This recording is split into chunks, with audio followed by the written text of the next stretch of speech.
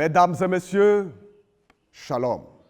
Oui, paix dans un monde troublé. Paix à vous dans un monde mouvementé. Paix à vous dans un monde qui se cherche, comme aiment le dit les jeunes gens. Un monde qui ne fait plus confiance à lui-même. Un monde où les grands sont désemparés. Ils ne savent pas où aller. Un monde où on continue toujours de chercher des solutions aux problèmes climatiques, aux problèmes humanitaires, aux problèmes de la faim. Je voudrais vous dire paix. Et je vous salue donc dans le doux et précieux nom de notre Seigneur et Sauveur Jésus-Christ, le Prince de la paix, le Prince qui vous apporte l'harmonie, l'espérance. Aujourd'hui, j'ai décidé de parler avec vous de la naissance de Jésus-Christ. Dans quelques 5 mois, le monde entier va parler de la naissance de Jésus.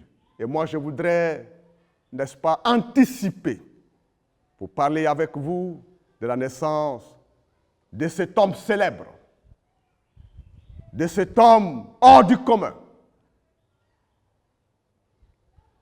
Et j'ai choisi comme passage le livre de Saint Matthieu.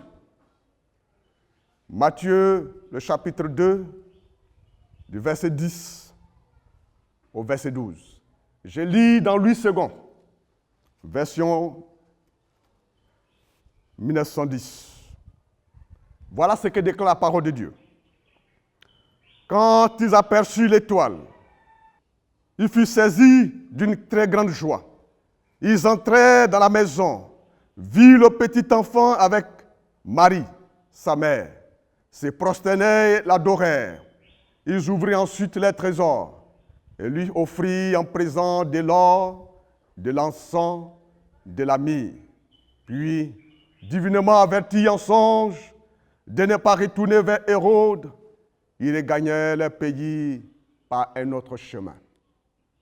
La naissance de Jésus-Christ. Mesdames et messieurs, en ce jour, je voudrais vous lire les rapports des différents matériaux que j'ai réunis.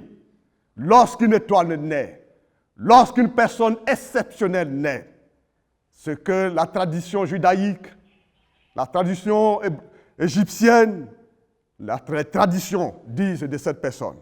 Ce sont ces matériaux que je voudrais vous lire, vous exposer, afin que nous puissions comprendre le passage que nous venons de lire, afin de saisir le message, l'objectif que Saint Matthieu vise, en nous parlant de cet épisode de la naissance de notre Seigneur et Sauveur Jésus-Christ.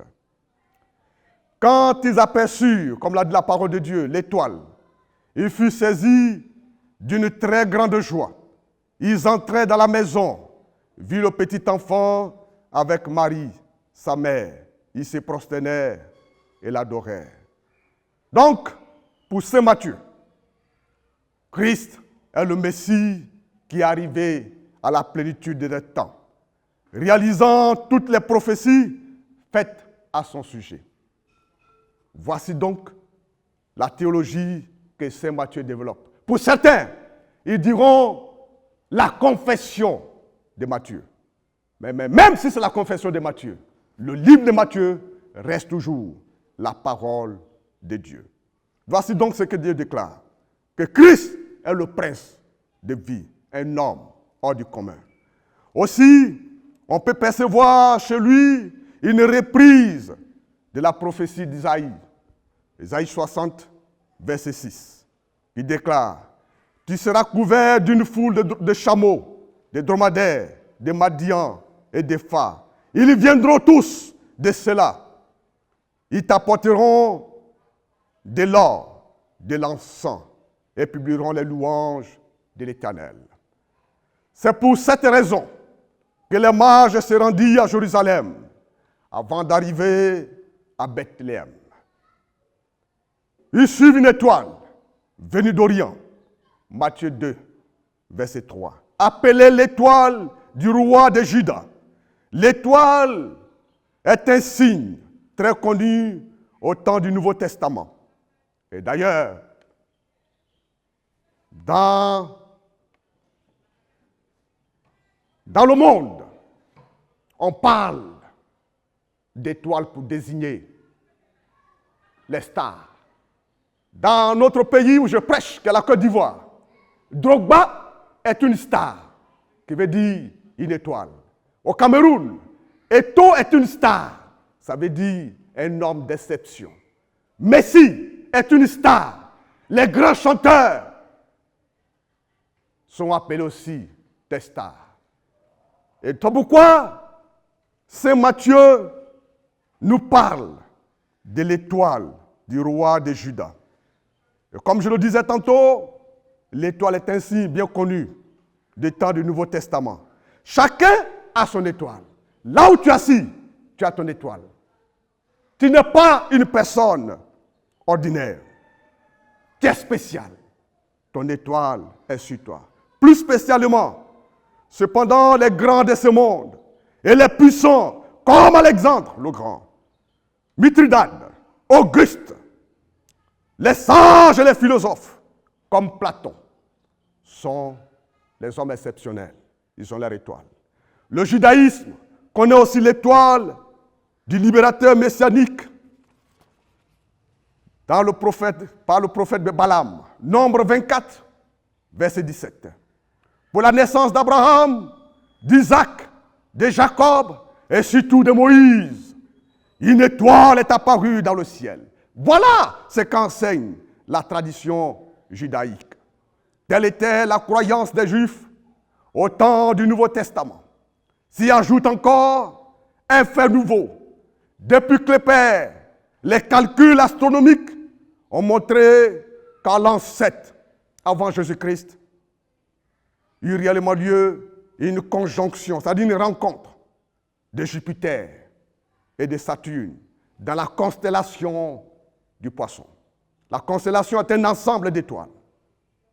Ce phénomène n'est pas passé inaperçu, car à l'époque, on cultivait beaucoup la croyance aux étoiles. Jupiter, pour l'astrologie grecque, était considéré comme le roi souverain de l'univers. Saturne était l'astre des Juifs. La constellation du Poisson était en rapport avec la fin du monde. Ce n'est pas donc par hasard que Saint Matthieu parle de l'étoile du roi de Juda. La conjonction des deux astres était réalisée. Les sages d'Orient, mages, qui déchiffraient la cause des étoiles, ont donné tout naturellement l'interprétation suivante. Au pays des Juifs, Saturne est né un roi souverain, Jupiter, des derniers temps, le Poisson. C'est pour cette raison Matthieu attire notre attention sur ce signe, l'étoile du roi de Juda. Un grand écrivain a écrit à ce sujet dans son livre Jésus-Christ au chapitre 6, pages 43 et 44, soutient cette affirmation. Dans ce passage, Matthieu établit un parallèle entre l'enfance de Jésus et celle de Moïse.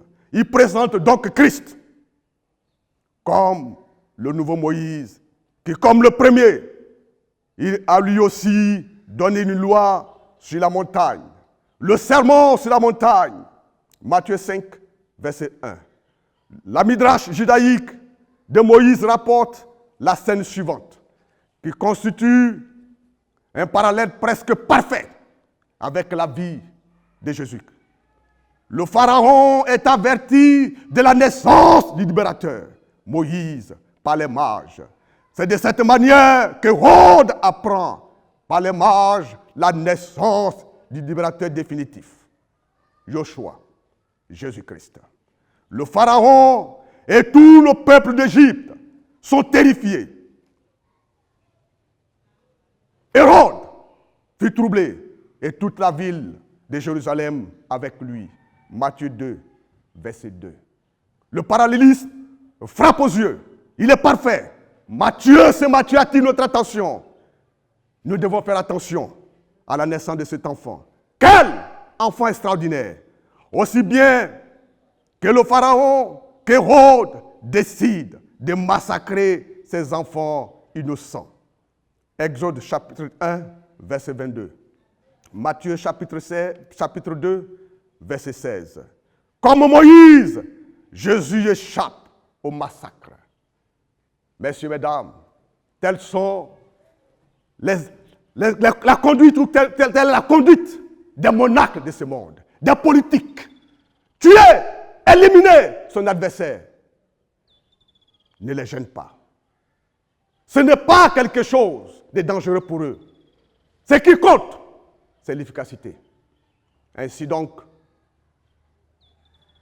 le prince de Machiavel est considéré comme la théologie qui justifie le comportement sadique et cruel des grands hommes politiques. Ce qui caractérise Hérode. Mais par la grâce de Dieu, tout comme Moïse, Jésus-Christ échappe à la furie, à la fureur des monarques, tant qu'Hérode que Pharaon. Le père de Moïse apprend en songe que son fils sera le futur libérateur. De la même manière, Joseph apprend également en songe que Jésus sera le sauveur. Comme le dit Saint Matthieu, au chapitre 1, verset 21. Car c'est lui qui sauvera son peuple de ses péchés. Le parallélisme saute aux yeux. Complété encore par un autre texte de l'Exode, au chapitre 4, verset 19 et 23. Yahweh dit à Moïse, à Madian, va, retourne en Égypte, car tous ceux qui cherchaient à te faire périr sont morts. Moïse prend sa femme et son fils et revient en Égypte. Matthieu chapitre 2, verset 19 à 21, dit la même chose. Après la mort du roi Hérode, Dieu parle par un ange. Lève-toi, prends l'enfant et sa mère. C'est ce que Joseph fait. Hérode le Grand, aîné du mien, désigné par le Sénat romain comme roi des Juifs, était un homme cruel qui tua sa femme et ses 3 fils et beaucoup d'autres. D'autres membres de sa famille. Il décida de construire le temple de Jérusalem. La tape dit qu'il est naquit vers l'an 73 avant Jésus-Christ. Fils d'Antipater, majordome de Jean Hircan. Jean Hircan II. Qui a régné entre 63 et 40 avant notre ère. Il fut nommé à l'an 47 stratège de Galilée, puis Coloé, Syrie, à l'an 41. Tétarque de Judée, puis roi de Judée, par le Sénat romain à l'an 40. Il s'empara à l'an 37 de Jérusalem, extermina les Asmoniens, reçut d'Auguste la Traconite, la Batanée et l'Oranitide. Il était un politique habile et grand constructeur des cités hellénistiques. Il mourut à l'an 4 avant Jésus-Christ. Le verset 7 nous dit à quel moment l'étoile leur apparut. Le verset 16, tous les enfants de 2 ans et au-dessus, selon la date dont ils s'étaient soigneusement enquis auprès des mages. 2 ans. Ces hommes, ces grands philosophes, ont parcouru des distances parce qu'ils ont examiné tout ce qui concerne le roi Messie. Et les mages étaient des philosophes, mais en même temps des devins. Ce sont eux qui sont venus à la rencontre de cet enfant Messie, de ce roi libérateur, un enfant exceptionnel. Messieurs, mesdames, ces hommes étaient des païens. Pendant que les grands prêtres, les grands chefs religieux d'Israël étaient complètement dans l'ignorance, ces païens ont pu déceler, distinguer, reconnaître le signe annonciateur de la naissance du grand libérateur. Toi qui es chrétien, toi qui te dis enfant de Dieu, est-ce que tu reconnais les signes des temps? Ou bien tu pactises avec le politique? Toi, enfant de Dieu, toi, pasteur, toi, ancien, toi, membre d'église, est-ce que tu reconnais? Est-ce que tu sondes les Écritures? Est-ce que tu examines le temps pour reconnaître le signe annonciateur du roi souverain? Pendant que le monde grouille, pendant que le business a pris la tête de ce monde, les chrétiens aussi se sont moulés par la culture du gain. Et le signe annonciateur du retour de Jésus-Christ est en train de passer inaperçu.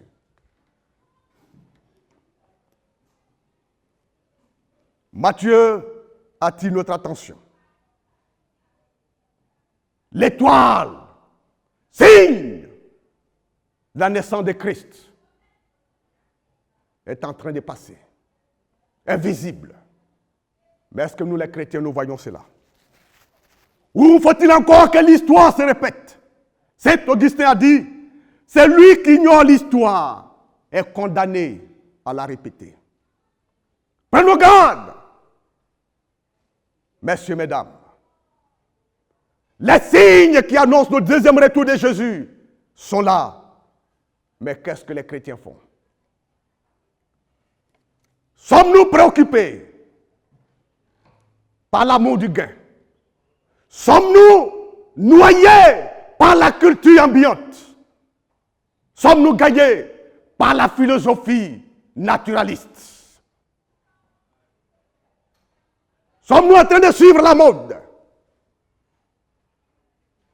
Oh, que faisons-nous?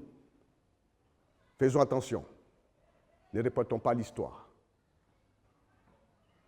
Matthieu attire notre attention en ces jours. Le temps passe aussi vite. Le retour de Jésus-Christ se précipite. Il y a des guerres, des bruits de guerre, comme l'a dit Jésus-Christ. Est-ce que le peuple de Dieu se prépare à ce grand événement? Les politiques vont se lier. Ils vont continuer dans les logiques de destruction massive. Parce que pour eux, ce qui importe, c'est leur pouvoir, c'est leur intérêt. Mais qu'est-ce que les chrétiens font dans ce monde? Sommes-nous endormis? Ou sommes-nous en train de prier? Sommes-nous au travail pour le Seigneur, pour annoncer son retour? L'orage profile à l'horizon. Que faisons-nous? De plus en plus, nous sommes préoccupés à surfer. Le monde est en train de nous envahir.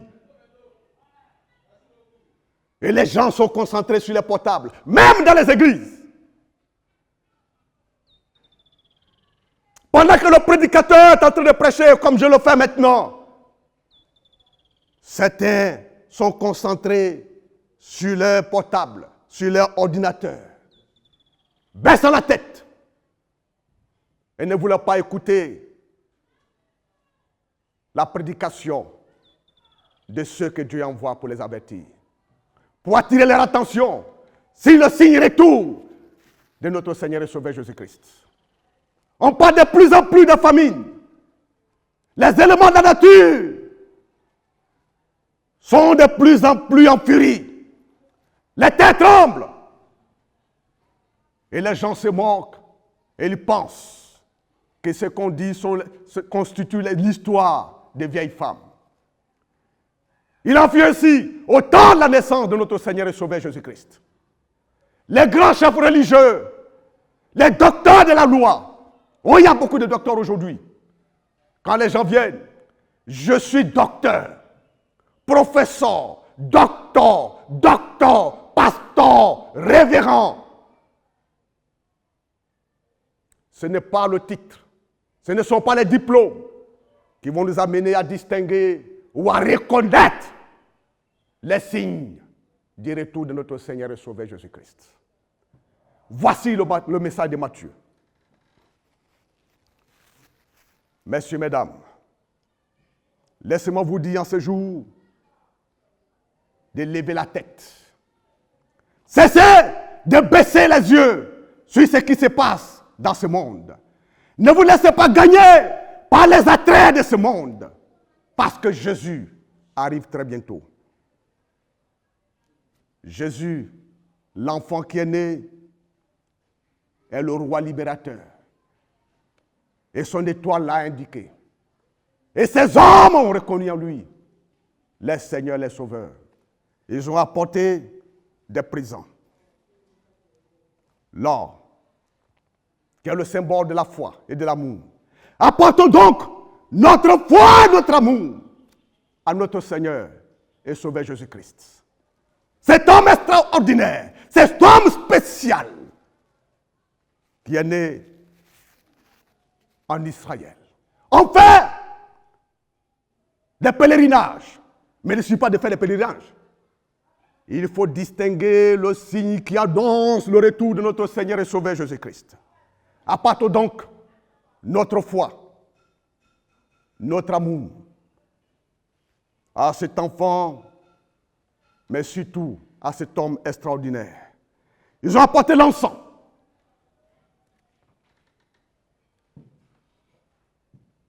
Symbole de l'adoration. Adorons Jésus. Prosternons-nous devant lui. Reconnaissons sa seigneurie sur notre vie et sur notre existence quotidienne. Adorons Christ. Reconnaissons-le. Reconnaissons-le comme notre Seigneur et Sauveur, comme Dieu manifesté en chair. Apportons notre encens. Notre cadeau, ils sont venus aussi avec de la myrrhe, symbole de la mort. Acceptons la mort de Jésus-Christ comme le seul moyen de notre salut. Acceptons le sang de Jésus-Christ comme le seul instrument qui nous lave de tous les péchés. Ne mettons plus de confiance à des sacrifices. Aucun sacrifice ne peut être au-dessus de celui de Jésus-Christ. Il n'y a pas de sacrifice parfait. Les pèlerinages ne pourront pas nous sauver. Sauf le sang de Christ Jésus, le sacrifice, sa mort expiatoire peut nous sauver du pouvoir du péché. Acceptons donc le sacrifice de Christ par la myrrhe. Messieurs, mesdames, comme Matthieu nous relate la manière dont Christ est né et les signes avant-coureurs la naissance de ce Jésus. Matthieu, de la même manière, Matthieu nous dit en ce jour qu'il y a aussi l'étoile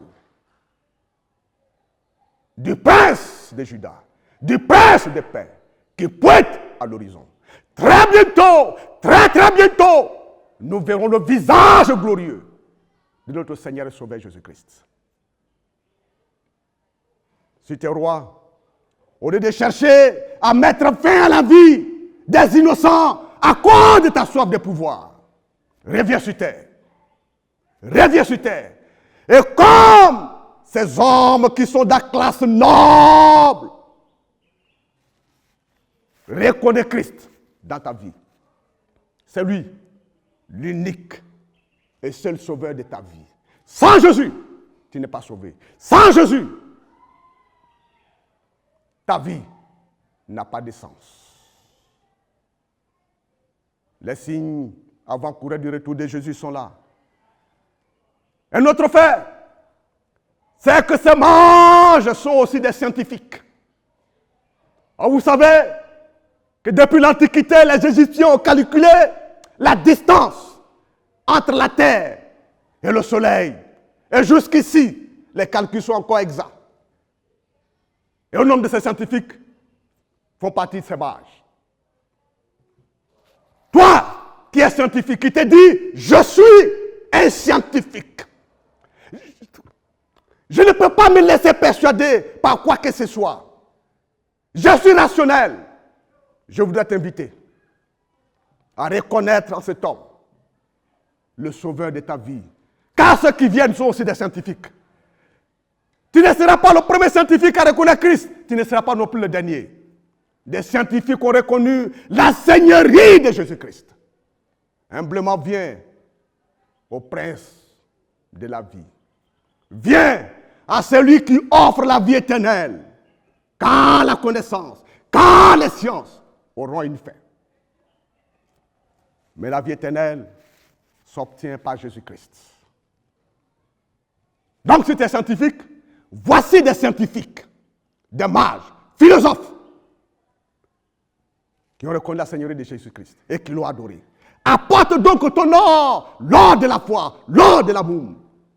Apporte l'adoration par l'encens. Accepte aussi la mort expiatoire de Jésus-Christ. Si tu es aussi mystique, les mages étaient aussi des mystiques et ont reconnu la seigneurie de Jésus-Christ. Ne dis pas, je suis mystique, je ne peux pas reconnaître Jésus-Christ, je ne peux pas reconnaître le Dieu des chrétiens. Voici des mystiques qui ont reconnu Jésus comme le sauveur de l'humanité. Toi mystique, toi sorcier, toi marabout, toi devin, accepte la seigneurie de Jésus-Christ. Car ces grands mystiques l'ont accepté, ils l'ont reconnu comme le prince de la vie, comme le prince de ce monde, comme le roi des rois, comme le président des présidents, le chef de toute puissance. Reconnais Jésus. Oh, tu peux te dire, moi, je suis de la classe supérieure, je suis riche. Ces hommes étaient aussi de la classe supérieure. Ils ont reconnu Jésus-Christ. Bientôt Jésus vient. Que le Seigneur te bénisse. Amen.